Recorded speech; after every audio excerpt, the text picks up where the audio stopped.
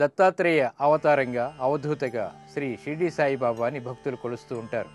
షిర్డీలో శ్రీ షిర్డీ సాయిబాబా జీవించి ఉన్న సమయంలో ఆయన దినచర్య ఎలా ఉండేది, ఎలా సాగేది అనేటువంటి అంశాలని పరిశీలిద్దాం.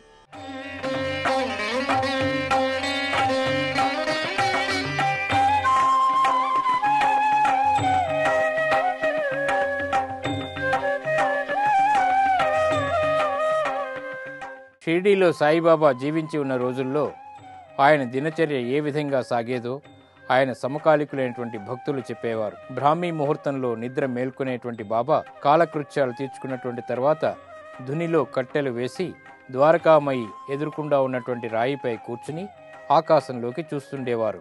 భాగోజీ షిండే అనేటువంటి భక్తుడు ఆ సమయంలో సాయికి సఫర్యలు చేసేవాడు. ఉదయకాల భోజనం కోసం 5 ఇళ్లకు వెళ్లి బాబా భిక్షాటన చేసేవారు. అందులో 2 రొట్టెలను తిని మిగిలినవి భక్తులకు ఇచ్చేవారు. ఆ తర్వాత తాను ప్రేమగా పెంచుకునేటువంటి పూల మొక్కల వనం లెండీ తోటకు వెళ్లేవారు. వామనతాత్య అనేటువంటి భక్తుడు తెచ్చిచ్చేటువంటి 2 పచ్చి కుండలతో బాబా వనంలోని మొక్కలకి నీరు పోసేవారు. తర్వాత యోగ శాస్త్రంలో క్లిష్టమైనటువంటి ధౌతి ప్రక్రియను అవలంబించేవారు. ధౌతి అంటే కడుపులోని ప్రేగుల్ని బయటికి తీసి నీటితో శుభ్రం చేసి మళ్లీ వాటిని యథాస్థానానికి పంపడం.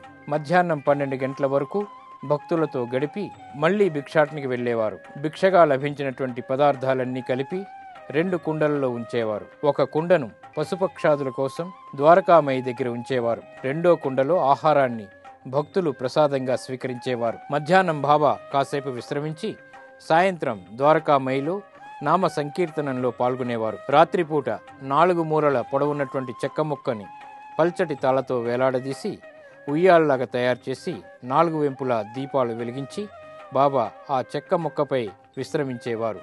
ఇది బాబా యొక్క దినచర్య.